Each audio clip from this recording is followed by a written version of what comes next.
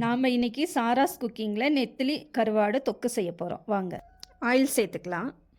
ஒரு ஸ்பூன் ஜீரகம், ஒரு ஸ்பூன் கடுகு. செஞ்சு வந்ததும் 2 ஆனியன் கட் பண்ணி சேர்த்துக்கலாம்.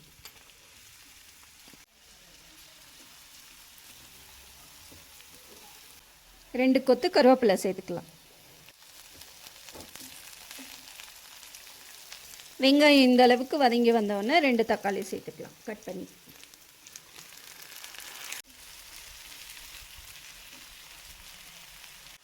கால் ஸ்பூன் உப்பு சேர்த்துக்கலாம். ஒரு ஸ்பூன் குழம்பு மிளகாய்த்தூள், ஒரு ஸ்பூன் வெறும் மிளகாய்த்தூள், கால் ஸ்பூன் மஞ்சத்தூள், 100 கிராம் நெத்திலி கருவாடு சேர்த்துக்கலாம்.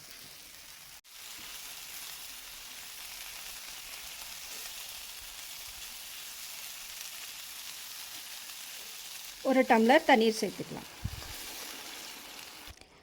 10 நிமிஷத்துக்குள்ளே வெந்து வந்துடும். நெத்திலி கருவாடு தொக்கு ரெடி. ட்ரை பண்ணி பார்த்துட்டு எப்படி இருக்குன்னு கமெண்ட் பண்ணுங்கள்.